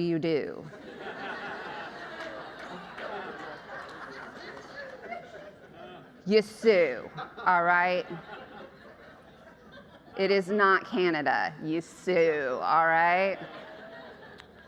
So Jared sues Nate. Now, Jared, you need an attorney, all right? No, you don't get me, all right? So who do you want to hire? Look around. Which one of your peers do you think should be your attorney? Amber? All right. Amber, you're going to be Jared's attorney. So you guys meet, and you're like, Jared, this is a great case. Nate failed to have his parking lot plowed. It's a place of business. You were conducting business. You slipped and you fell. That is cake. And Jared's like, listen, Amber, I'm an independent business owner. I have not made a ton of money. I don't know how I will pay you because there are a lot of costs that are associated with litigation. So Amber says, here's the deal, Jared. Here's what we're going to do. I will pay filing fees. I will pay expert testimony fees. I will pay everything that's associated with bringing this lawsuit. I got that on me, all right? Now, you want to know how Amber's going to get paid. So Amber says, here's the deal, Jared. If we settle before we get to trial, you're going to pay me, what do you think is fair, like 30, 35, 40? 40? You look like a 40% lady, all right? 40% of what Jared makes if we settle before going to trial, all right? Now, Amber, I have this in place for me, and I think everyone should have this in place. All attorneys should have this in place. If I have to go to trial, I have what I call the Spanx surtax. If I have to wear Spanx to represent you, I charge more, all right? If I have to go into court with you, I charge more. If we can have a conversation where I am in my pajamas, I charge less. And you have the same, all right? So you say, here's the deal, Jared. If we have to go to trial, it's 50% of what you take when you make your successful claim, all right? So that is, you have skin in the game now, Amber, right? If Amber doesn't win, Amber's out everything she's put in to getting that litigation where it's at, right? So you have skin in the game. You don't want to lose. Now, Nate, you need an attorney. Who do you want? You want me, all right? Absolutely. I am your best choice. So Nate comes to me and he's like, Trista, I need an attorney. And I'm like, Nate, you do need an attorney. This is bad. And Nate explains, hey, here's the deal. I notified as many people as I could using the tools that I had that our office was closing early because of the snowstorm. We were going to extend that 5 o'clock deadline, and I asked everybody, don't come. My office is closed. And then you closed the gate on your fenced-in parking lot and locked it. And you have video of Jared climbing over the fence to come into the parking lot, clutching that contract in his hands. And I'm like, Nate, this is looking good, right? This is looking good. And Nate's like, but here's the deal, Trista. I'm an independent business owner. How am I going to pay you? Now, my response to Nate in this situation is going to be, it's fine. Don't worry about it, Nate. because Amber and I already have a deal. And Amber's gonna pay me half of whatever she takes from Jared's settlement or what Jared takes away in litigation. Are you gonna take it, Nate? Am I your attorney? What are you thinking, Nate? What goes through your mind when you hear that's how I get paid? You're incentivized for me to lose. I want you to lose. I want you to pay Jared more because when Jared gets paid more, I get paid more. When we think about the litigation that y'all have been involved in, that's how your consumers think. They don't differentiate how it is that you're paid when you're representing that buyer. They look at that and they say, why would you want to negotiate a lower price for a house for me? You get paid more when I pay more. What is your skin in the game? Because it makes sense for when you're representing the seller, right? You have the skin in the game. You've paid for the advertising, all of the marketing, everything that has gone into that property to get it to where we have an offer. You've taken that on. And now the buyer's agent's done a ton of work as well. But when a consumer steps back and looks at that and they just look flat out, not understanding kind of the history of buyer's agency, they say, whoa, you want me to pay more to you and more for a house? That's where the Department of Justice is coming from when we look at the litigation that they're involved in now. So I want us to look at a case that's called NoSelect. And NoSelect versus MLS Penn is one where we get a really good idea of where the Department of Justice is coming from. So NAR is not a party to this because when we look at the MLS Penn, it's broker owned. It's not a realtor association owned multiple list. It's independent. Now, part of the litigation that we've seen so far has talked about the importance of the link between the National Association and the MLSs. And part of the numbers that are associated there is 90% or well over 90% of MLSs are owned and controlled by an entity that adopts the NAR rules because they're realtor-owned MLSs. And so that means when you look at the actual number of listings in the United States, well over 90% of all sellers are listing their property in an MLS that follows NAR rules. So it makes sense when we look at the settlement and everything that's been associated so far with antitrust, but NoSelect is different because it's not an NAR affiliated, but they follow a policy very similar to the policy that was called into question in our recent litigation. Now, MLS Penn settles, but they deny any wrongdoing. They say, you know, we did not do anything. They agree to allow zero in a blanket offer of compensation line in their contracts, and then they agree to pay $3 million. Now, this is where it gets really spicy, and I want us to look at where the money goes. So out of the $3 million, $900,000 goes to the attorneys because my shoes are expensive. $200,000 goes for expenses, $250,000 for notification of class members. The named plaintiffs walk with $2,500. NoSelect, who claims to be harmed, walks with $2,500.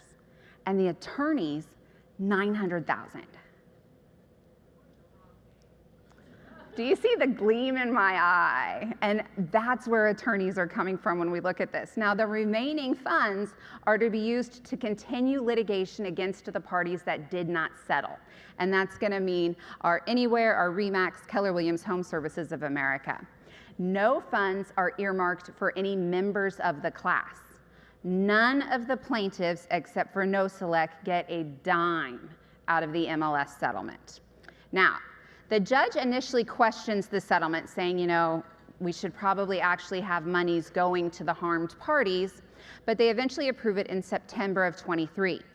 And then in October of 2023, the Department of Justice enters a statement where they say, we have concerns over the settlement. We really don't like where this is going. And they also say that they have concerns with blanket offers of compensation. Now, when we look at what they actually say, this is where I think we get, where is the Department of Justice coming from? So this is where we can kind of look at that crystal ball and say, what is our future when it comes to this type of litigation? So it goes into saying that the proposed settlement between the parties is not going to eliminate the anti-competitiveness. And they look at the history when they're making this statement. And it starts with really when buyer's agency was adopted. And so in the up until the early 80s, we did not have buyer's agents. We had seller's agents and sub-agents of the seller. So it made sense then that the seller's agent would have a pot of money at the end of a transaction, and a portion of that would go to them, and then a portion would also go to their sub-agent. Both of those entities having duty to the sellers. That made sense. But when buyer's agency came along in the early 80s after a study was done by the Federal Trade Commission where they asked home buyers, did you have an agent? And those home buyers said, yeah, I had somebody looking out for me. They discovered that those home buyers had no idea that the lady whose Cadillac they were being driven around in actually had a duty to the seller and not to them. And as a result, buyer's agencies created. Now, when it was created, there was no shift in the way that compensation was going to be handled. So it leads us to where we are now. And when the DOJ kind of traces then all of the litigation that has followed, and there has been a lot, they've looked at the numbers. And they've said, when we've had these changes as a result of litigation, were the numbers that were being involved with compensation changed? And they didn't, ever. So the DOJ is saying, we know historically when we've had compensation litigation, it hasn't resulted in any changes. And so we don't think that this one settlement is going to result in a change. And so we don't like it. So what they actually call for is uncoupling. And so when we think about uncoupling, does anyone immediately think of like Gwyneth Paltrow, Chris Martin, conscious uncoupling? Because that's really what they're calling for. They want buyer's agents and seller's agents to break up. They want seller's agents and sellers to directly negotiate. They want buyer's agents and buyers to directly negotiate, and the two aren't going to be involved with one another anymore. It's a breakup. And so when they talk about uncoupling, they say, as long as sellers can make buyer-broker commission offers, they will continue to offer, quote, customary commissions out of fear that buyer brokers will direct buyers away from listings with lower commissions, a well-documented phenomenon known as steering. And that's where they look at the history when it comes to how agency litigation has changed or not changed your compensation structure. When sellers make such offers, buyer brokers need not compete on price to attract buyers. Now, they go on to explain what they would like to see, and then they say this. Buyers would likely prefer a fee structure that does not reward their broker for helping them to pay more for a home. So we know exactly where they're coming from, which leads us to this case, the U.S. versus National Association of Realtors. So back in 2020, the Department of Justice claimed that NAR was engaged in several antitrust behaviors. And NAR began negotiating with the Department of Justice, and they came up with a settlement. And they said, here's what we're going to do. Department of Justice, dismiss your litigation against us. And so as a result of that, NAR made some changes. Well, in 2020, we had one presidential administration, and then we have a different administration come in, and in 2021, the Department of Justice says, we don't like the previous administration's settlement, we're just not gonna follow it. We're gonna withdraw it. And so the realtors sue, and they say, hey, a change in administration does not give you the ability to withdraw out of this agreement. We negotiated in good faith, we have a settlement. And in January of 2023, the court determined that a change in administration did not allow the DOJ to withdraw from the agreement, and they reinstated it, which was a really big victory, but it didn't end that way. Because the Department of Justice appeals the ruling of the district court reinstating the agreement. And so in December of 23, the Court of Appeals heard arguments concerning the matter. And then April 5th of 24, the court issues its decision, and it's not awesome. Because what the decision says is that the settlement agreement reached by the Department of Justice and NAR in November of 2020 doesn't prevent the Department of Justice from reopening its investigation into the trade group's participation rule and clear cooperation policy. So basically the decision green lights the Department of Justice once again bringing new litigation and new case against the National Association. And since we have what they want made clear in NOSELEC, I think we're gonna see this go forward. I think we're gonna see more of this in the coming years. And then we have my latest obsession, which is RealPage. Now, are any of you property managers? Okay, do you use RealPage software? Okay, RealPage software allows you to do pretty much everything that has to do with property management. So you can collect your rent with RealPage software. It will do tenant background checks for you. It will provide leases. It provides everything. And then it has this really cool program, okay? And the really cool program works this way. So let's say everyone in this front row, all 5 of you, you are all property managers, okay? And between you, you're all out of, where do y'all want to be, like St. Joe? Does that sound good? Okay, St. Louis. What's a little, you're going to be from Knob Noster, Missouri. All right. Knob Noster, Missouri has 55 apartment units for a rent. Okay, that's it. 55 apartments in all of Knob Noster. Each of you have 10 doors, okay? So there are only 5 apartments that don't fall within this front row. You all say you're gonna use RealPage. You provide RealPage with receipts here, how many units you have, what the quality of that unit is, and what your lease is. How much do you charge, okay? So they have the majority of the data is all held by RealPage coming from y'all with receipts. RealPage will then run numbers.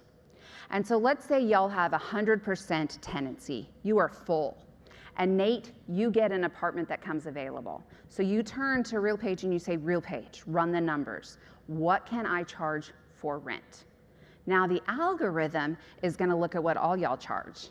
And it's gonna say, if we have 100% tenancy, we don't have units that are available to be rented. So you can hike your rent up because we're driving demand. RealPage will also run the numbers and say, Nate, if you just hold off on renting that unit, you will increase the demand even more. And we know from the receipts of your lease that you're gonna have another unit come available in a designated amount of time, and you can really hike them then. Bobby, you'll also get an email from RealPage, and it will say, in 3 weeks, you're gonna have an opening. Hold, because then we can really hike it because we're driving demand. What do you think? Antitrust violation? Do we have a group of competitors that are engaging in a program that results in them agreeing on a pricing formula? What do you think? Are we there?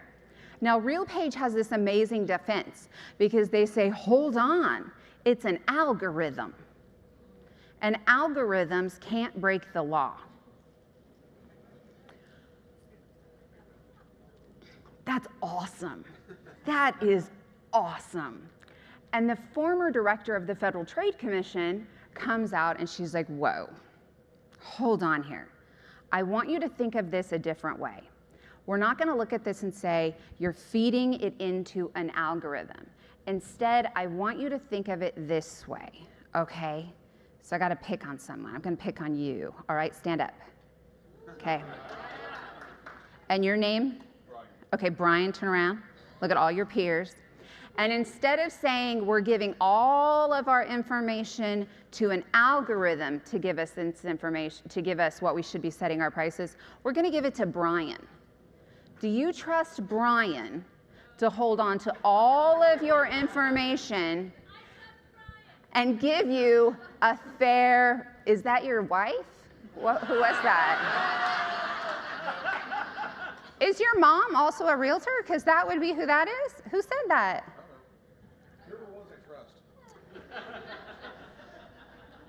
If you wouldn't trust Brian, then don't trust an algorithm. So when we start looking, thanks, Brian, you were awesome.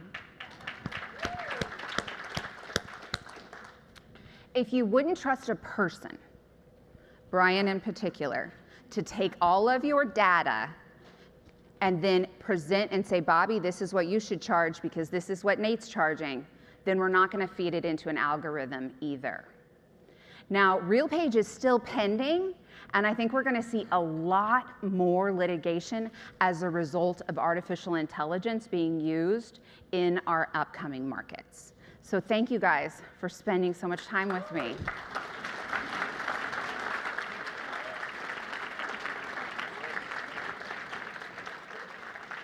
Thank you. Let's give Trista a round of applause, please.